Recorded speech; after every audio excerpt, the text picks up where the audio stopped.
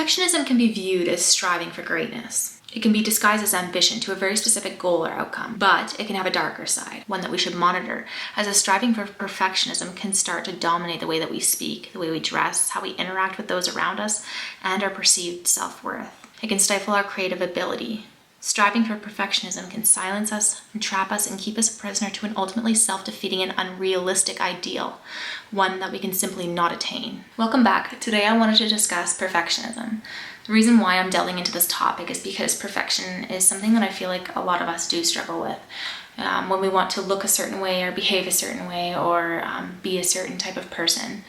Have you ever been a slight perfectionist about something in your life? Let's start by understanding what perfectionism is. Perfectionism in psychology is a broad personality trait characterized by a person's concern with striving for flawlessness and perfection, and it's accompanied by a critical self-evaluations and concerns regarding others' evaluations. Oftentimes, this is also characterized by other traits such as crippling self-esteem, such as setting unrealistically high standards for ourselves, and fear of failure. Perfectionism can be disguised as having high expectations, but they have a detrimental impact on us as well. It may not come as a surprise that having unrealistically high expectations and ideals for ourselves sets us up for failure. Perfection cannot be attained and maintained for that matter. Anxiety may creep up if we cannot communicate perfectly, if we cannot dress perfectly, if we cannot have the right body.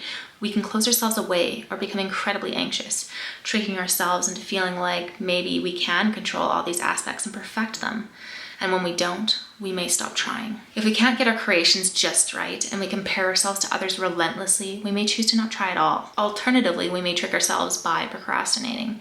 In all our trying and achieving to maintain, we may burn out. Under all the weight of expectation, we may cripple our ability to strive forward at all. Creativity is drawn out of us when we learn to care less and we allow ourselves to find our voice. We're okay with looking silly in the attempt to find our own authenticity. In the confines of perfection seeking, we tend to stifle ourselves creatively. Comparison steals our joy and our ability to find ourselves. We simply can't find our spark and our unique beauty trying to be like those around us. It takes a lot of learning to accept yourself and find yourself. And in order to do that, you need to be okay with not looking perfect. From a psychological standpoint, evidence shows us more and more that under the weight of this constant pressure, our mental health can suffer. The truth is that we're all unique.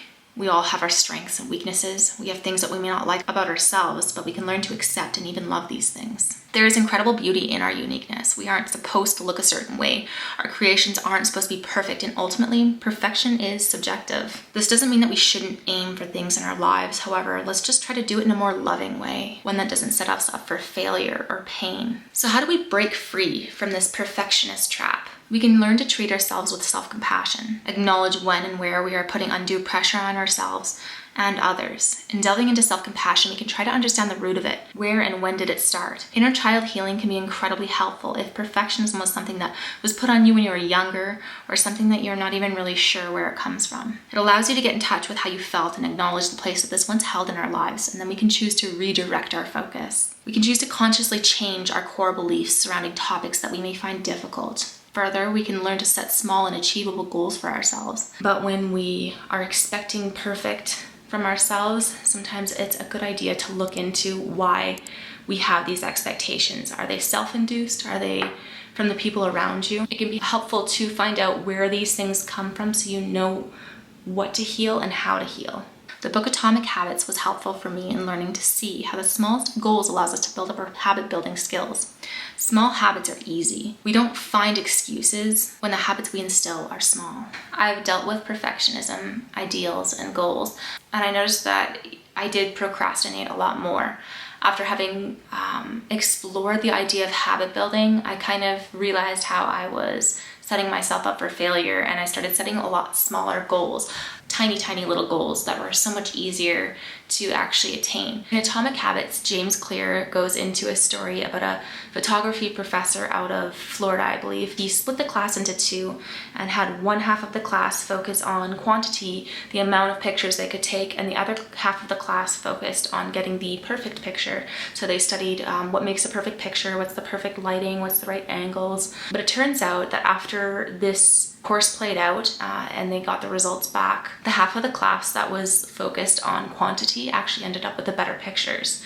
The reason being is that based off of all of their efforts and attempts and learning from their failures and readjusting and learning about lighting and angles and just the actual work that was put into it, they were able to get better quality pictures in the end compared to the group that was more focused on finding the perfect picture. In conclusion, perfectionism can be a tough nut to crack. There are many reasons why we may behave the way that we do, and untangling this isn't always an easy feat. In saying that, it helps to acknowledge and change damaging behaviors and acknowledge that you are enough just as you are. As always, if you did get anything out of this video, please remember to like, share, subscribe, all those great things. And I'll see you on the next video.